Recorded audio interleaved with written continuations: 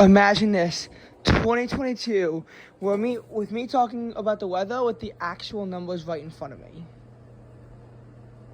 So we actually are going to start off with you getting a look at the last week of December weather. As you can see, it was pretty mild on most of it. December 26th had a high low of 50-40. But then we get highs stuck in the 40s for 3 days, including December 29th, where the temperatures are completely stuck in the 40s, with a high of 44 and a low of 41. It was quite rainy too, which led to narrow temperature ranges. Then we have a high of 50 and a low of 43 on December 30th. New Year's Eve is 52-46, and then when the ball drops, it's 49 degrees. The high of the day is 53 as the temperature continuously rises throughout the day. I actually want to look over what the weather was on December 29th, because of a range that small is unusual. So it was mild, but it was also a bit weird and temperature constrained. It was rainy, overcast, according to dark sky. It was 40, low 45 is a high, but I mean, it was pretty good for December weather, but it was kind of meh overall, just given how it was warm, but it was also rainy, cloudy. I mean, you can't really ask for that much out of December. Oh, I just flashed my geographic location. I did not realize I had to be so careful about that. Literally my location that I never tell you about. It always happens to show up. I need to zoom in a little bit. You probably already saw it. Well, January 2nd I lied about. The low, according to Accurate, is actually only 38 degrees. The high was 59. And I want you to take a note of that because that's actually really warm for a day in January. And look how it never gets warm. As a matter of fact, this is the only other day of the month that gets into the 50s. Even then, there's a high of 50 and a low of 25. Look at how many lows in the brutal teens there are. Even on warm days, you still have cold lows, which is why January was so unpleasant, because even if you had a day that had an above average high, you would be met with a below average low. I think literally January 17th might have been one of the only days of the month besides the first two where it failed to freeze. January 6th had a low of 34 and a high of 41. January 17th had a high of 47 and a low of 34. Every single day froze at least 1 point during the day. So as you can see, January 15th was so cold that the average low was below the average high. Actually, 2 weeks after the day where the lows was above the average high, the high was only 20 degrees and the low was 10. Thankfully, that was the only day of the month where it was that cold. Those several other days came very close, including January 11th was actually exactly at it with a high of 25, and January 30th is also at a high of 25. But as can be seen, like about here, the average high does dip 1 degree. I need to be careful to make sure that my address doesn't flash again. Please do not come over.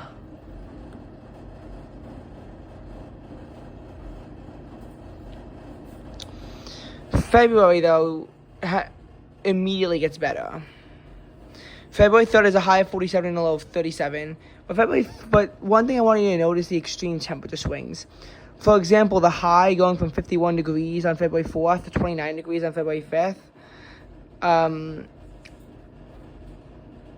This week is naturally pleasant, but look at the drop.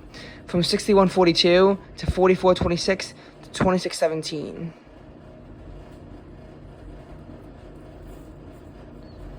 But this day is the final day where the high fails to get above freezing with a high of 30.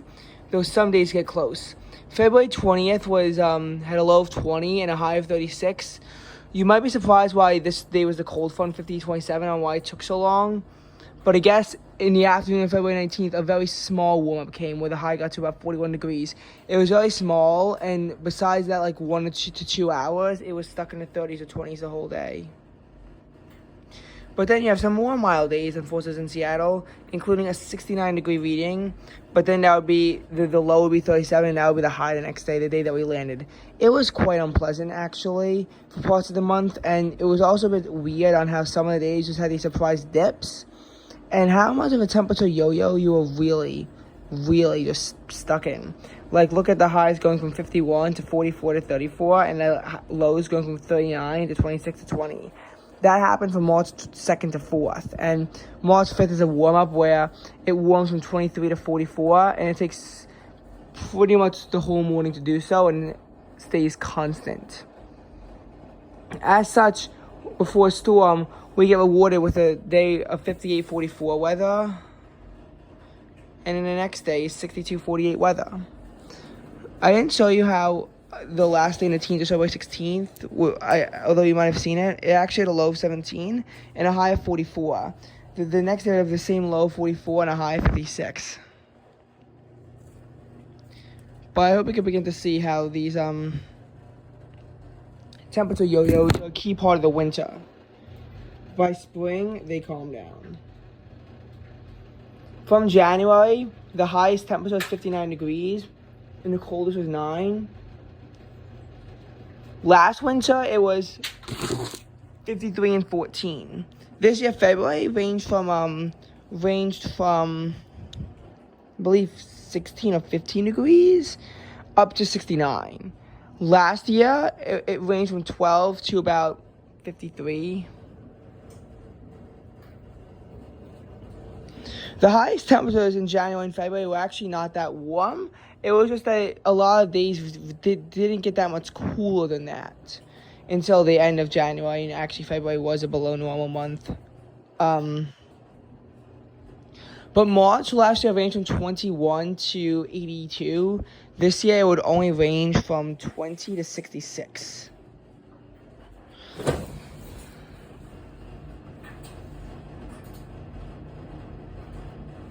My camera is being super fuzzy. Like it literally, it isn't picking up on anything. Okay, there we're good. This day in all the temperature crashed from 56 down to 34. Darkside was saying it was different, but this is what it was. This day was stuck in the 30s, and there was actual snow on this day. It does warm up, but then again, the temperature crashed from 47 to 24, so the next day has a high of 36. But then it's an immediate warm up, and this day is a warm front. This leads to a warmest reading of the month at 66 degrees, but not the warmest low of 47. Now it'll be on March 7th with a low of 48 degrees. Notice how the low on January 1st of 49 degrees is still warmer than all of these days. Just wanted to remind you of that.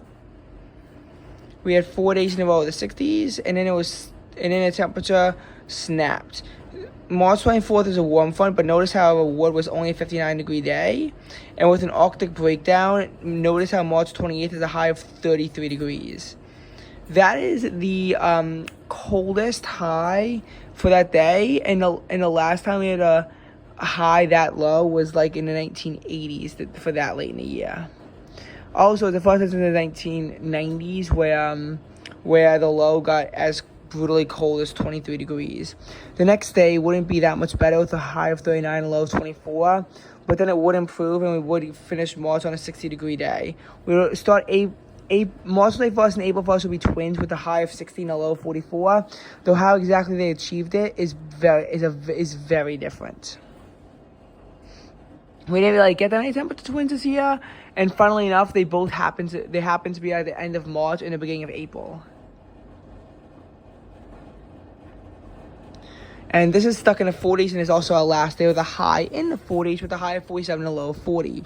Because the polar vortex only gave a temporary lift, and it would still reestablish its grip. Notice the low of 36 on February 5th, but also notice how it begins to warm up. Notice how April 8th has the warmest low of the year, tied with January 1st at that point with 49 degrees. But the high is nicer at 63, and now is a beautiful spring day. However, it does cool off after that, and this day nearly has a high in the 40s. It's only 2 degrees in the 50s. But then look at how it immediately gets warm with our first low in the 50s on April 12th with a high of 70 and a low of 50. April would range from 73 degrees to 34 degrees, and they were actually in 4 days of each other.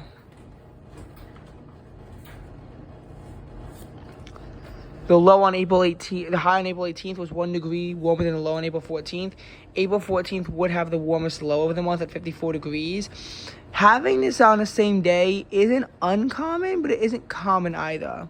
Like in January, the warmest low was on January 1st, and the warmest high was on January 2nd. In February, the warmest low was on February 17th, but the warmest high was on February 23rd. In March, the warmest low was on March 7th, and the warmest high was on March 18th. In the city, both days were the exact same, with a high of 74 and a low of 50, because Long Island can get screwed over, and in March, the difference from New York City is typically at its peak. This also happened in April, because that was 73-degree day, with a 79-degree day in the city, and for much of the western suburbs, it actually got well into the 80s on this day. This was due to a cold front, but it wasn't an especially powerful one, because even the next morning, excuse me, what the hell is going on? Because even the next day, the low is only 46, and the high does get to 67. It actually got to the 70s a few times, I think 3 times during this month. April 22nd also got in the 70s with a low of 44, because there was a UV index of 8 on this day after it was chilly for a while. But the warmth would depart when the clouds came back in, and many days at the end of the month would have lows getting close to the 30s, according to Dark Sky. April 20th and 29th actually did get to the 30s, and that's hyper-local, so it might be more accurate for my exact location, with highs of only 58 and 64. So these felt more like days that belong in maybe the beginning of April rather than the end of April. It was chilly. April 29th, though, did warm up quite a bit to 64, and April finished off with a low of 44 and a high of 66. A lot of days at the end of April had highs only in the upper 80s and lows ranging throughout the 40s. April 26th had a low of 52 and was only one of only 3 days of the month to be like that.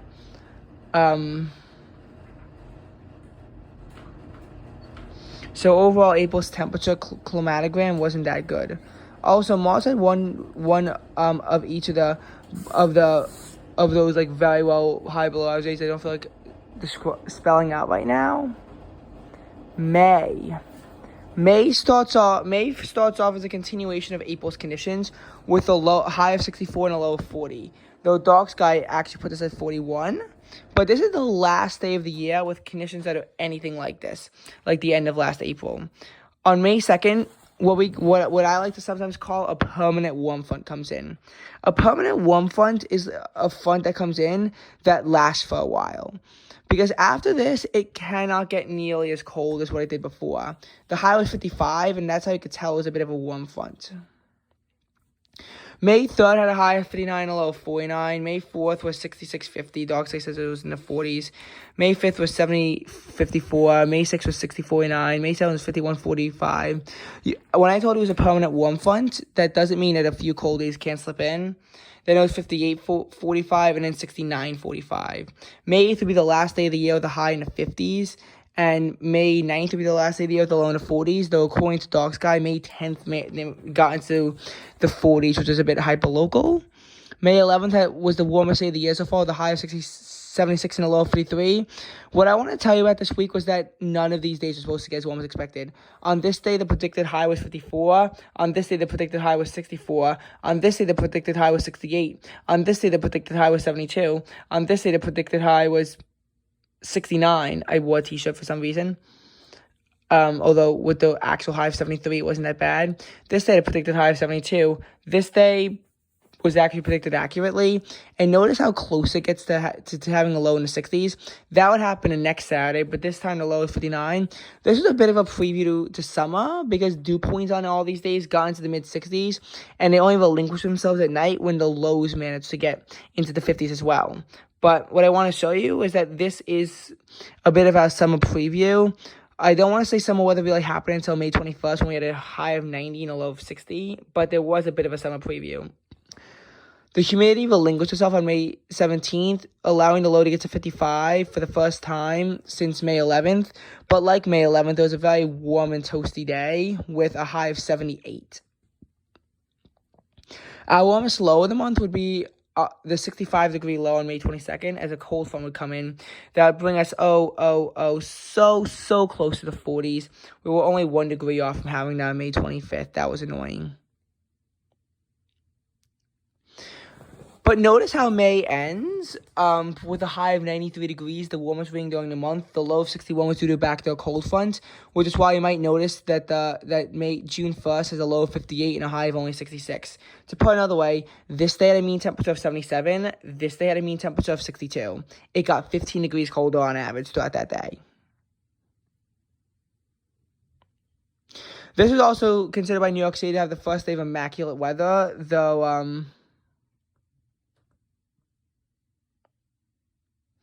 though in the city it got to 77, not 75, with a low of 59, and the humidity was and the dew point was at those like mid-50s levels that everyone enjoys.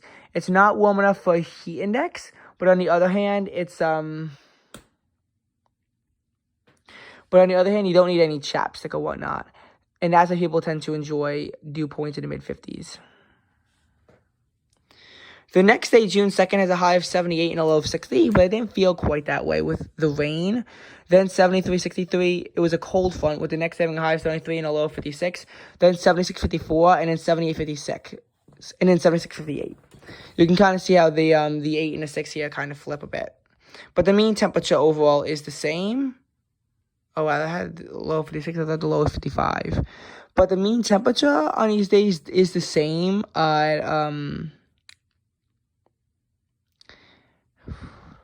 at 67 degrees, which would be the low on June 8th as a warm front comes in with the high of 85.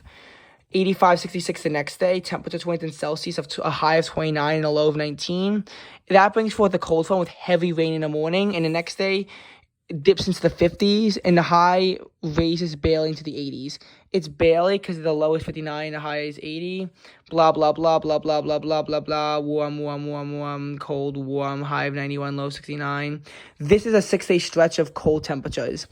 The first day is a high of 75 at midnight, and the low of 54 is the next midnight. The next day is temperature at more accurate levels with a high of 75 and a low of 55. The next day is 79.56, then 79.59. Despite this, June 20th felt a lot more summer-like with the sunshine, whereas on the other day it was cloudy and windy. Rain moves in on June 22nd, allowing for a high of 68 and a low of 59. The last day, the high fails to get into the 70s, and that would also mean the next day will be the last day the low gets into the 60s, is in the 50s, with a 79.59 day. Then we would have a low of 60 and a high of 76, and then beaming summer-like heat. We already went over July's weather, but this is the weather in the first half, and I'm going to say, not good.